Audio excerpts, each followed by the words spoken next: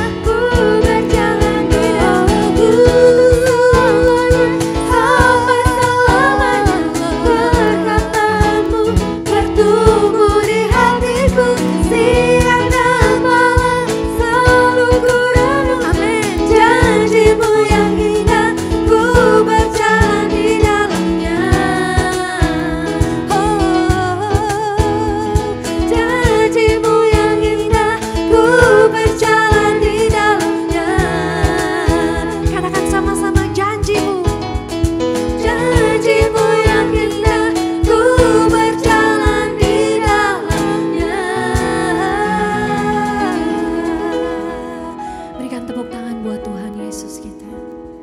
Thank you Jesus, kami menyembah-Mu. Hanya Kau satu-satunya dalam hidup kami Tuhan. Mulut kami dipenuhi dengan pujian. Kami mengucap syukur buat kebaikan-Mu dalam hidup kami.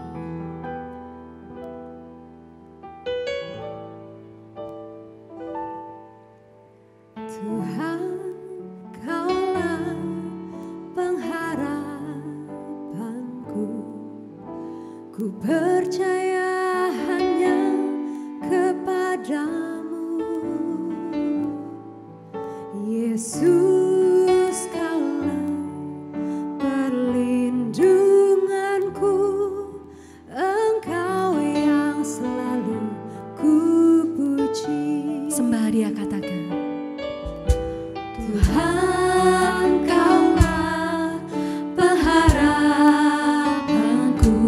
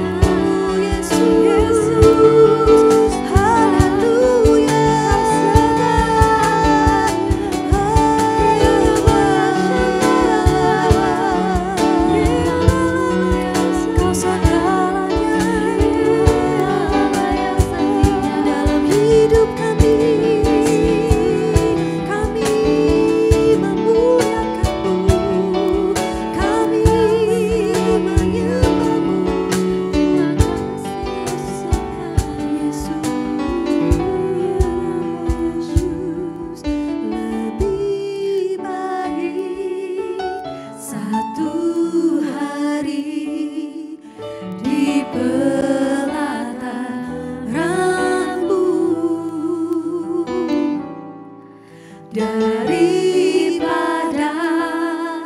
1000 hari di tempat lain.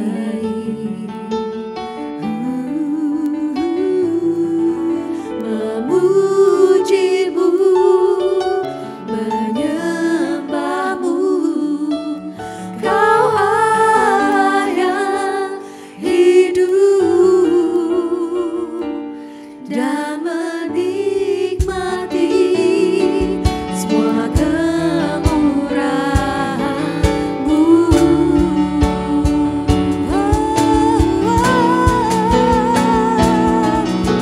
Lebih baik satu hari di pelataran-Mu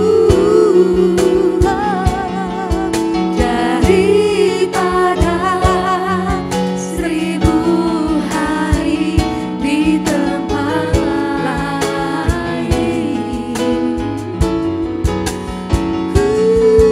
Memujimu, menyembahmu, Kau Allah yang hidup, dan menikmati semua kemurahan-Mu,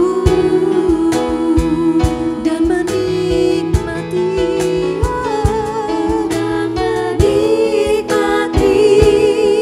semua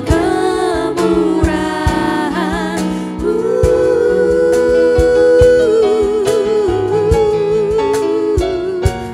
dan menikmati semua kemurahan-Mu. Haleluya.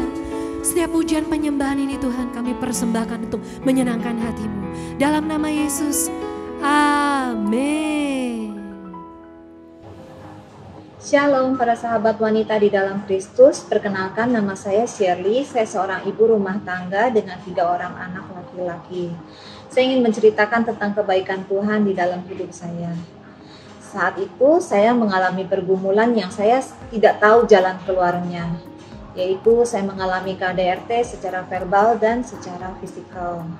Saya pernah visum dan lapor ke polisi, dan saat buktinya sudah cukup, polisi bertanya kepada saya, apakah ibu ingin melanjutkan proses hukum ini sehingga suami ibu dipenjara?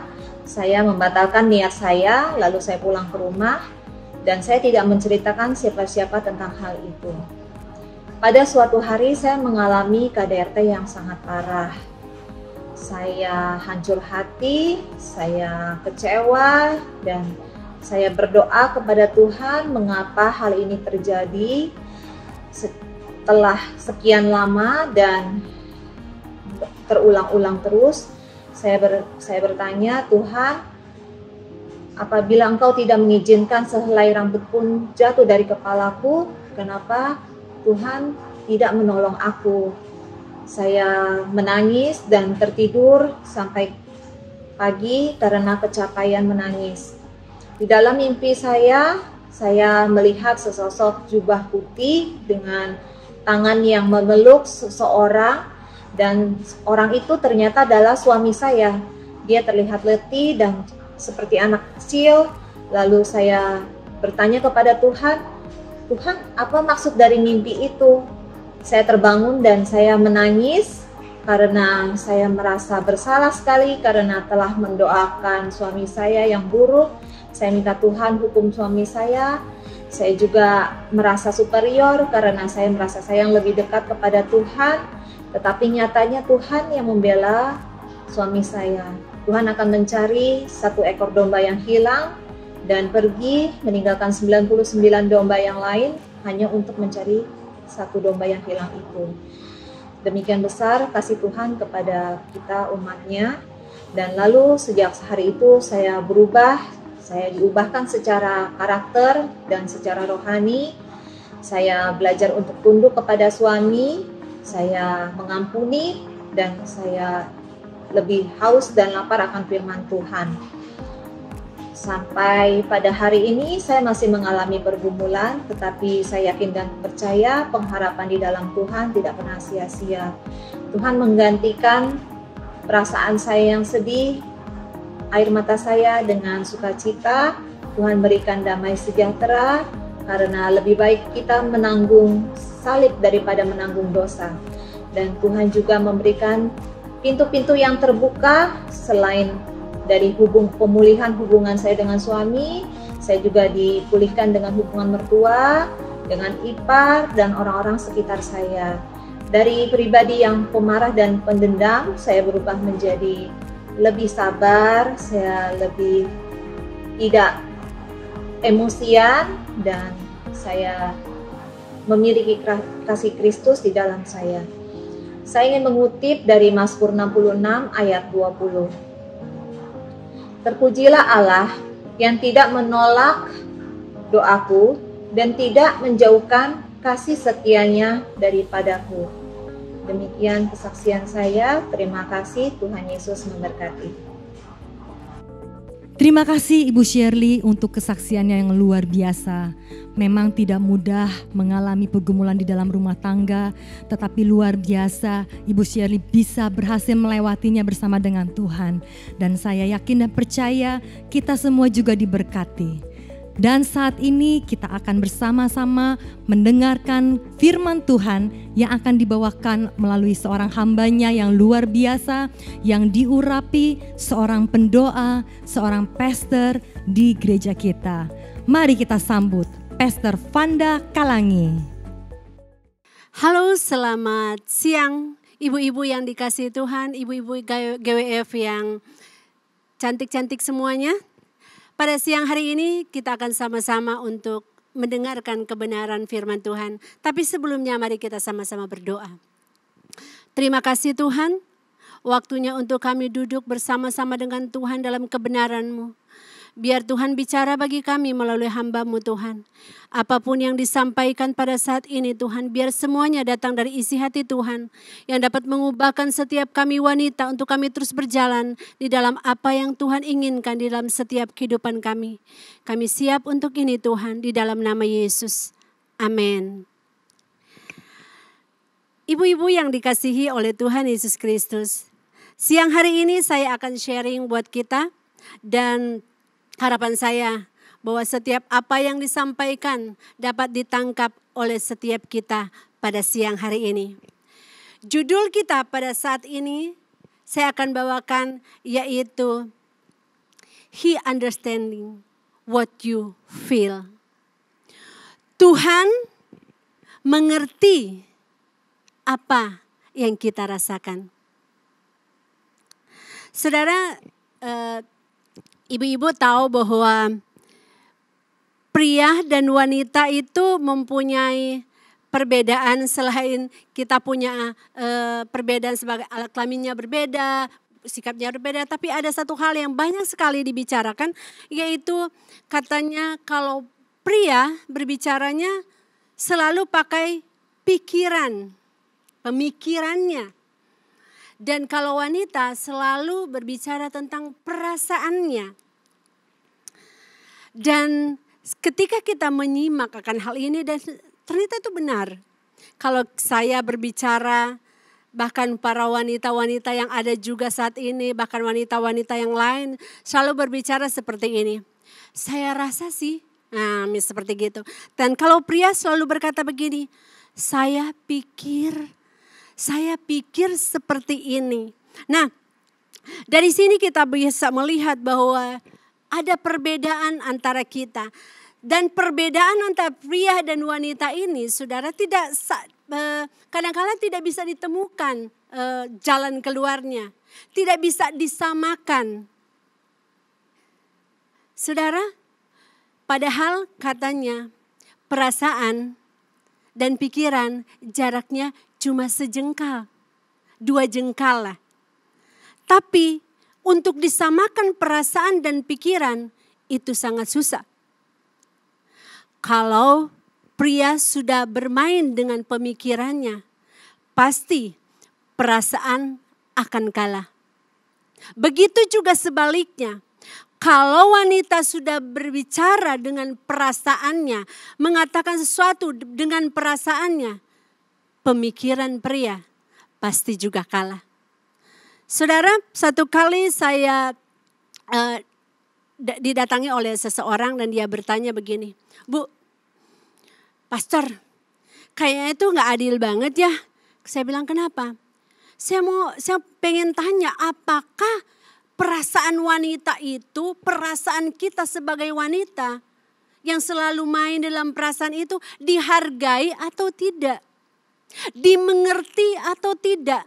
Karena dia katakan bahwa kadang-kadang kalau dia baca Alkitab, yang ada di situ ditulis kebanyakan pemikiran. Berarti Alkitab menurut dia, Alkitab itu lebih berpro kepada lelaki katanya gitu. Yang pakai pikiran. Dan saudara, saya mau katakan dan saya katakan kepada dia, saya percaya bahwa kita wanita diciptakan oleh Tuhan segambar dan serupa dengan Dia. Tuhan membentuk kita dan di dalam kita ditaruh perasaan itu. Dan saya terlalu yakin bahwa apa yang Tuhan taruh di dalam hati kita, apa yang Tuhan taruh dalam kehidupan kita, yaitu perasaan, pasti juga dihargai dan dimengerti oleh Tuhan. Saudara, pada saat ini ibu-ibu kita akan sama-sama untuk melihat hal yang terpenting di dalam kehidupan wanita, yaitu tentang sebuah topik yang akan saya sampaikan pada saat ini untuk kita semua, tentang sebuah topik tentang betapa pentingnya perasaan itu, saudara. Kita akan melihat bersama-sama bahwa Tuhan begitu mengerti akan perasaan-perasaan kita sebagai wanita. Menjalani kehidupan kita sehari-hari, kita mungkin merasa tidak dipahami oleh pasangan. Kita mungkin tidak dipahami oleh sekitar kita, oleh orang-orang yang ada di dekat kita, bahkan mungkin oleh anak-anak kita, oleh teman kita. Namun saya mau dapat pastikan buat kita pada saat ini, bahwa Tuhan yang kita sembah adalah Tuhan yang benar-benar memahami perasaan-perasaan kita sebagai wanita. Oleh sebab itu hari ini, mari kita sama-sama melihat di dalam Alkitab. Dan kita sama-sama belajar di dalam Alkitab bagaimana bahwa bukti bahwa Tuhan itu menghargai dan mengerti perasaan kita sebagai wanita. Saudara, ada beberapa hal yang saya bisa berikan kepada kita pada saat ini. Bagaimana Tuhan itu mengerti perasaan kita. Kita mulai dengan yang pertama. Yang pertama, bukti bahwa Tuhan mengerti perasaan kita yang pertama, yaitu Dia menyediakan perlindungan dan kenyamanan atau kelegaan bagi kita.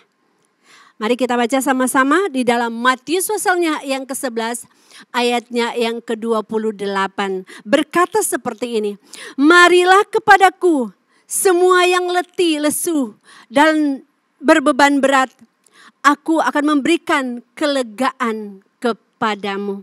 Saudara, ternyata bukti bahwa Tuhan menghargai perasaan kita. Dia katakan, marilah kepadaku. Kamu yang letih, lesu, dan yang berbeban berat, aku akan memberikan kelegaan kepadamu. Tuhan tahu bahwa selama kita ada di muka bumi ini, ditinggal di kemah kita ini, di dalam tubuh kita ini, pasti kita akan diperhadapkan dengan situasi-situasi dalam kehidupan kita yang sulit atau tidak selalu mengenakkan kita, yang membuat perasaan kita kecewa, yang membuat perasaan kita terluka, perasaan kita tersakiti. Tapi di situ Tuhan berkata bahwa marilah kepadaku. Karena kenapa saudara, dia katakan bahwa marilah kepadaku? Karena di dalam Dia kita akan bisa menemukan kelegaan di dalam setiap apa yang kita alami di dalam kehidupan kita. Di dalam Dia kita bisa temukan kelegaan yang sesungguhnya. Yang Dia mau berikan di dalam setiap kehidupan kita. Di dalam Dia ada perlindungan yang Dia mau berikan kepada kita. Perlindungan dari apa? Para wanita, perlindungan dari perasaan kita dari sakit, melindungi perasaan kita dari sakit hati. Dari apa lagi? Dari dendam. Melindungi perasaan kita dari rasa tertolak. Melindungi perasaan kita dari apa? Kepahitan. Bahkan Dia mau berikan kepada kita apa? Kelegaan. Kelegaan dari apa?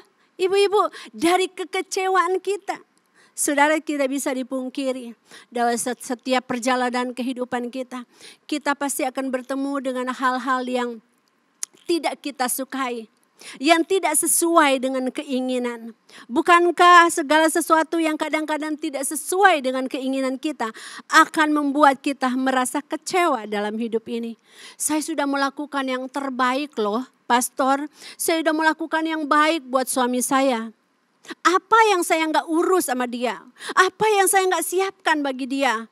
Apa yang saya nggak perhatikan kepada dia? Tapi apa yang dia berikan kepada saya tidak seperti yang saya inginkan. Timbullah perasaan kecewa, sakit hati. Perasaan kita mulai terluka di situ. Tetapi saudara, ibu-ibu, saya mau katakan, Tuhan berkata, marilah kepadaku. Dia tahu bahwa perasaan terluka itu pasti akan datang kepada kita. Sebab itu Dia menyediakan perlindungan dan Dia mengajak untuk kita datang kepadanya. Tetapi saudara, apa yang sedang terjadi kepada kehidupan kita? Kadang-kadang kita datang bukan kepada Tuhan. Tetapi kita datang kepada apa saudara? Kita datang kepada rasa pembenaran diri kita. Saudara, jangan datang pada rasa ingin benar. Pokoknya apa yang saya rasakan itu harus selalu benar. Yang orang lain yang dia pikirkan itu salah. Saudara, jangan datang di rasa ingin benar. Bahkan bila kita merasa bahwa kita benar, bawalah itu kepada Tuhan. Biarlah Tuhan yang menjadi hakim yang adil dalam setiap kehidupan kita. Jangan datang kepada rasa ingin benar. Karena saudara, rasa ingin benar itu akan membawa kita pada pembenaran diri sendiri. Membawa kita kepada selalu ingin bahwa apa yang saya rasakan itu selalu nomor satu. Selalu itulah yang benar. Saudara, jangan datang kepada pembenaran diri sendiri. Tapi datang kepada Tuhan yang mengajak kita, yang akan memberikan kelegaan kepada kita. Terus saudara, jangan saudara datang kepada rasa kecewa dan kepahitan. Jangan datang pada saat kita merasa bahwa perasaan kita disakiti. Kita merasa bahwa apa yang kita harapkan tidak sesuai dengan apa yang kita terima. Jangan datang kepada kekecewaan dan kepahitan. Kenapa? Saudara, kenapa ibu-ibu kita tidak boleh datang ke situ? Karena itu bisa menjadi penjara di dalam kehidupan kita.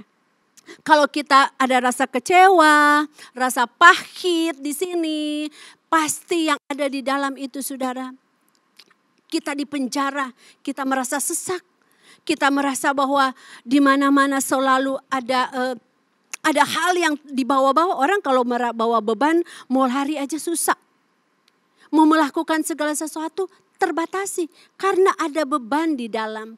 Oleh sebab itu, ibu-ibu, saya mau katakan, yang Tuhan bilang datang dan bawa beban kita kepada Tuhan. Jangan kita bawa kepada kepahitan. Jangan bawa kepada kekecewaan. Karena itu bisa menjadi penjara dalam kehidupan. Kalau kita sudah dipenjara dengan kepahitan, kita sudah dipenjara dengan kekecewaan, yang akan timbul apa ibu-ibu? Sakit penyakit. Yang akan timbul apa? Kelemahan tubuh dan sebagainya. Tapi pada saat ini firman Tuhan datang kepada kita. Tuhan mau buktikan bahwa dia mengerti dengan perasaanmu. Maka oleh sebab itu dia mau katakan, bawalah perasaan yang tersakiti. Bawalah perasaan yang mungkin kita merasa sakit di dalamnya. Bawa kepada Tuhan. Beban apapun yang ada di dalam kita, bawa kepada Tuhan. Bawa perasaanmu tentang suamimu, tentang anak-anakmu, bawa kepada Tuhan. Karena dia mau berikan kepada kita kelegaan pada siang hari ini. Yang kedua yang kita harus perhatikan di sini, bukti bahwa Tuhan mengerti perasaan kita. Tuhan itu bergerak dengan kuasa dan kasih-Nya.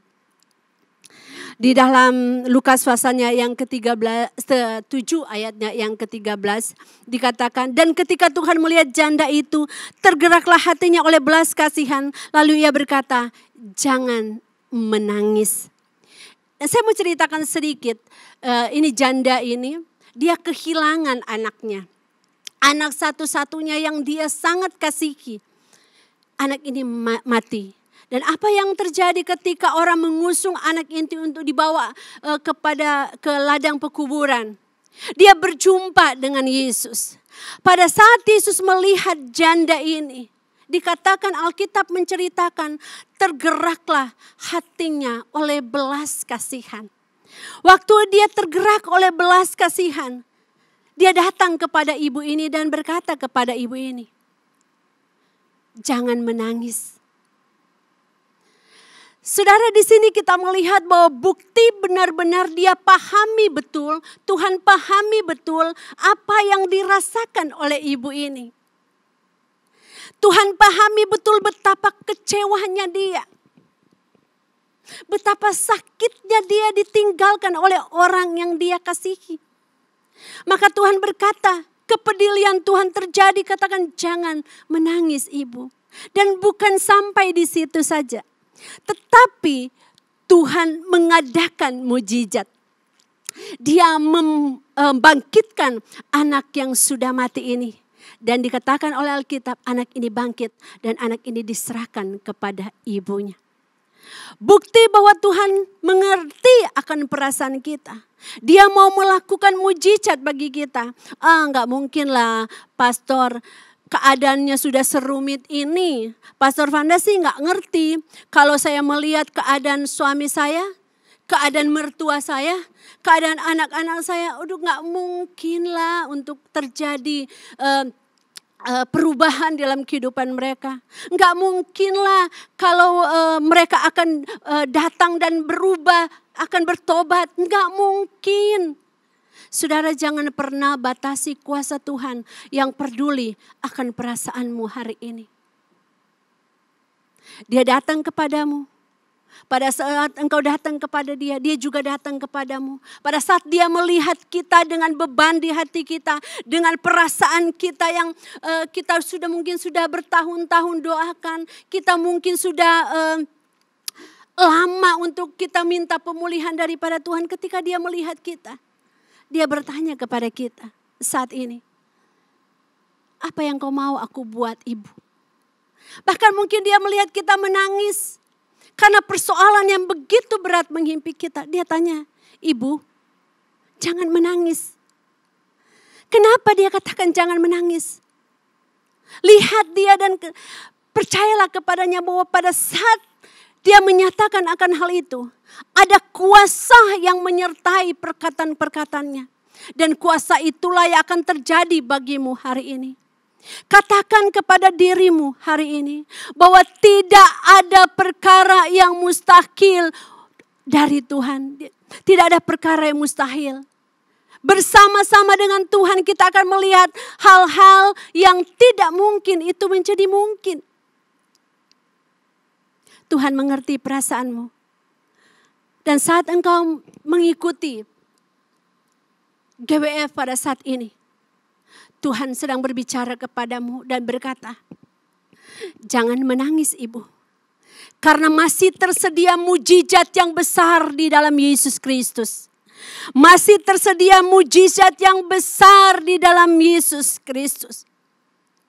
Saudara, ada banyak sekali alasan yang membuat perasaan kita terluka dan membuat kita menangis. Yang membuat kita kecewa dan sebagainya. Mungkin hubungan kita rusak.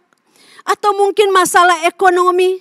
Masalah sakit penyakit yang tidak kunjung sembuh.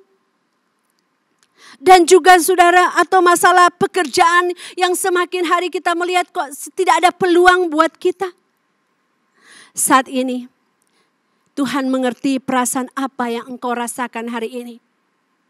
Dan Tuhan mau berkata kepadamu bahwa Dia Tuhan yang sanggup melakukan perkara yang besar. Jangan menangis ibu. Karena hari ini terjadi mujizat bagimu. Dari sini saya mau katakan kepada kita wanita.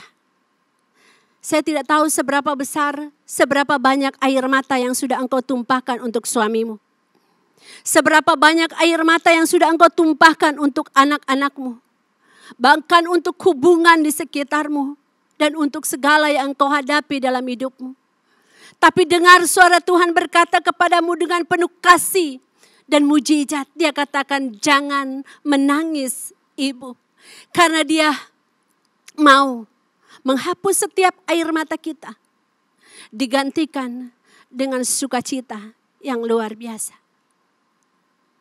Ada lagu berkata, bila hati terasa berat, tak seorang pun mengerti bebanmu.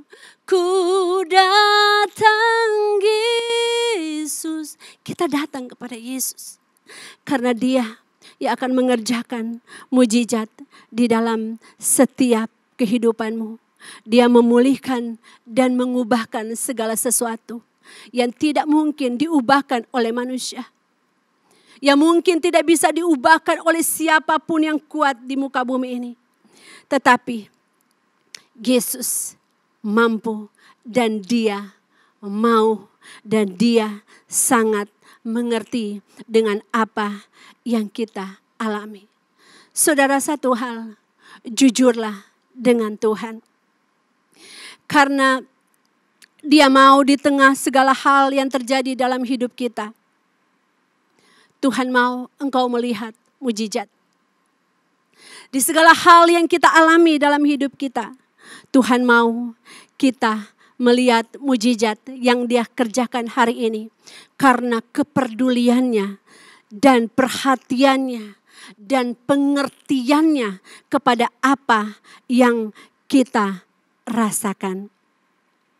Saudara, bukti bahwa Tuhan mengerti perasaan kita. Dia datang dan mau berbuat, melakukan mujizat dengan apa yang engkau rasakan. Yang ketiga, bukti bahwa Tuhan mengerti perasaanmu.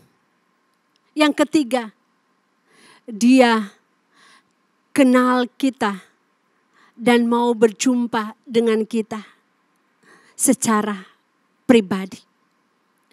Di dalam Yohanes pasalnya yang ke-20 ayatnya yang ke-15 dan 16 berkata, kata Yesus kepadanya, Ibu, mengapa engkau menangis? Siapakah yang engkau cari? Maria menyangka orang itu adalah penunggu taman. Lalu berkata kepadanya, Tuan, jika Tuhan yang mengambil dia, katakanlah kepadaku di mana Tuhan meletakkan dia, supaya aku dapat mengambilnya. Kata Yesus kepadanya, Maria, Maria. Maria berpaling kepadanya dan berkata dalam bahasa Ibrani, Rabuni, artinya guru. Di makam itu Maria menangis. Kenapa? Karena dia kehilangan. Pikirannya di benaknya penuh dengan pikiran-pikiran tentang di mana keberadaan mayat daripada Tuhan Yesus. Di mana dia harus mencarinya.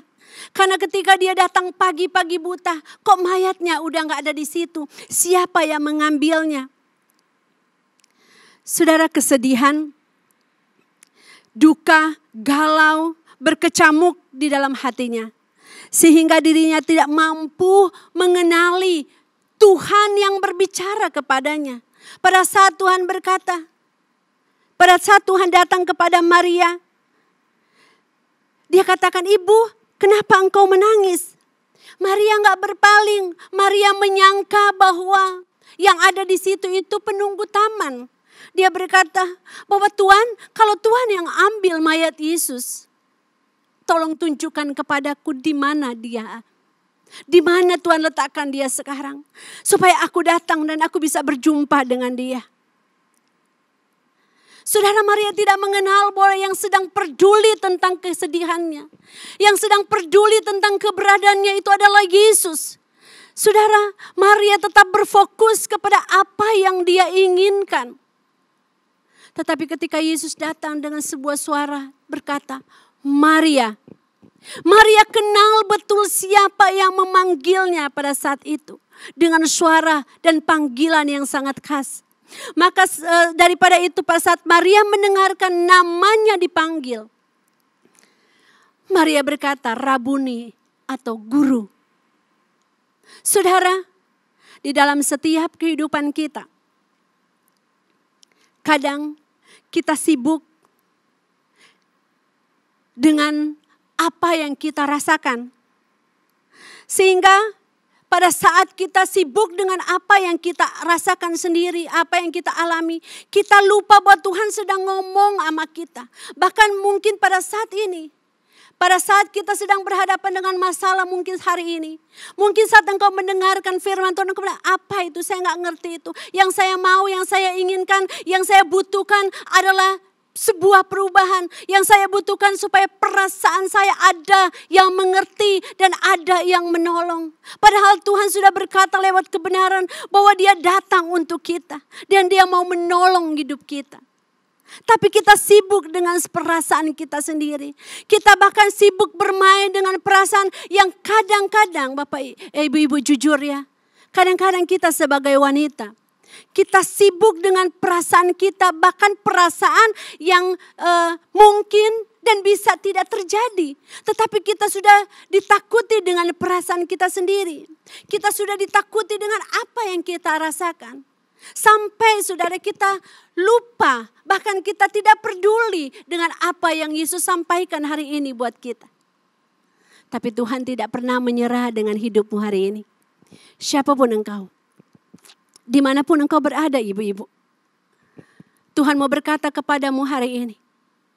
Dia mau memanggil namamu satu persatu. Dia mau katakan, "Acen." Dia mau panggil namamu Sinta, Laura, Meing. Dia mau manggil namamu satu persatu. Kenalilah suara Tuhan pada saat ini. Karena dia mau ada hubungan yang dekat dengan kita. Ada hubungan yang erat dengan kita. Di tengah-tengah masalah yang kita hadapi. Dia mau datang dan berjumpa dengan kita secara pribadi pada saat ini. Saudara, bukan engkau tidak peduli dengan masalahmu. Tapi satu hal yang saya mau ingatkan pada saat ini adalah bukalah telingamu. Mungkin sudah berapa tahun engkau bergumul dengan pergumulanmu. Engkau berkata, "Tuhan tidak peduli dengan aku. Tuhan tidak peduli dengan apa yang aku alami. Padahal aku udah berpuasa, aku udah berdoa, aku udah melakukan bagianku. Tuhan gak peduli." Saudara, saya mau katakan bukan Tuhan yang tidak peduli. Tetapi engkau sibuk dengan apa yang engkau rasakan sendiri. Sehingga waktu Tuhan datang kepadamu dan Tuhan menyatakan pribadinya kepadamu, engkau tidak mengetahuinya, bahkan engkau tidak menghiraukannya. Tapi pada hari ini, izinkan Tuhan berbicara kepada kita. Izinkan Tuhan memanggil namamu.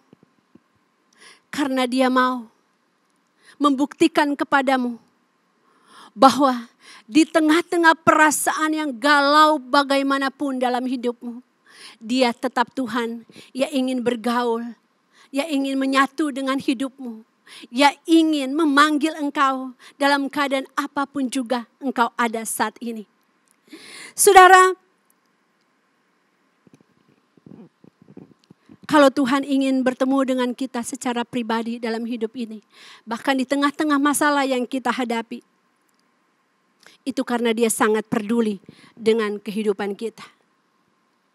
Kalau Tuhan ingin berjumpa dengan kita dan memanggil namamu, karena Dia mengerti perasaanmu. Dan apa yang engkau rasakan, Dia paham betul. Bukankah perasaan itu ditaruh Tuhan di dalam setiap kehidupan kita? Kalau perasaan itu ditaruh Tuhan dalam kehidupan kita, maka Tuhan juga peduli apa yang kita rasakan. Oleh sebab itu pada saat ini, serahkanlah kepada Tuhan apa yang engkau rasakan hari ini. Seberapa berat, seberapa besar, dan seberapa sulit apa yang engkau rasakan hari ini, serahkanlah kepada Tuhan. Karena hanya Dia yang mengerti, hanya Dia yang peduli tentang apa yang terjadi di dalam kehidupanmu, baik saat ini maupun saatnya nanti. Dia yang tahu apa yang akan terjadi dalam kehidupan keluargamu. Dia yang tahu apa yang akan terjadi dalam kehidupan masa depan anak-anakmu. Dia yang tahu apa yang akan terjadi ke depan dengan segala apa yang engkau kerjakan. Dia Tuhan yang sangat mengerti dengan hal itu. Dan Dia mau kita menyerahkan semua perasaan hati kita kepada Tuhan. Dan Dia mau buktikan hari ini, dimanapun ibu-ibu berada, maukah ibu-ibu datang kepada Tuhan dan berkata, Tuhan, ini aku. Ini perasaanku yang kubawa kepadamu. Aku tidak akan memainkan perasaanku karena egoku Tuhan. Tapi aku meletakkan perasaan yang aku hadapi kepada Tuhan yang memiliki hidupku. Maka saya percaya pada saat ini kita akan mendengar suara Tuhan yang berbicara kepada kita dengan lembut. Memanggil nama kita satu persatu. Dia bukan hanya memanggil kita.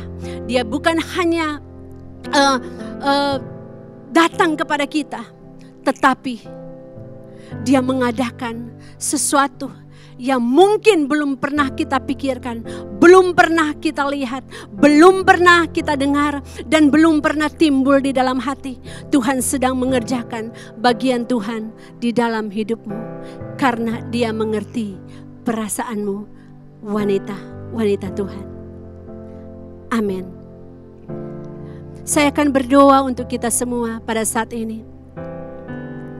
Dimanapun Bapak Ibu berada, mungkin ada yang menyaksikan saat ini, mungkin engkau pria, mungkin engkau wanita, dimanapun engkau ada saat ini, khususnya engkau wanita saat ini, saya mau katakan, angkat tanganmu di hadapan Tuhan, karena Tuhan sedang melawat engkau dengan kasih-Nya pada saat ini.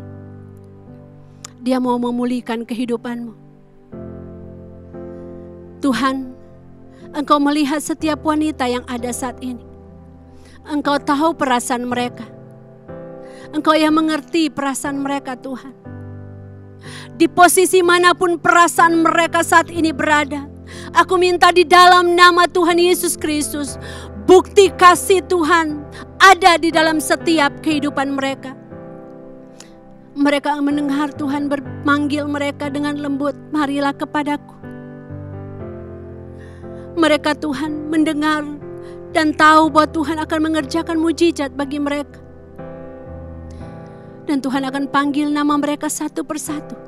Dan hari ini mereka mengalami Tuhan yang peduli dengan hidup mereka. Aku melepaskan ini di dalam nama Tuhan Yesus Kristus.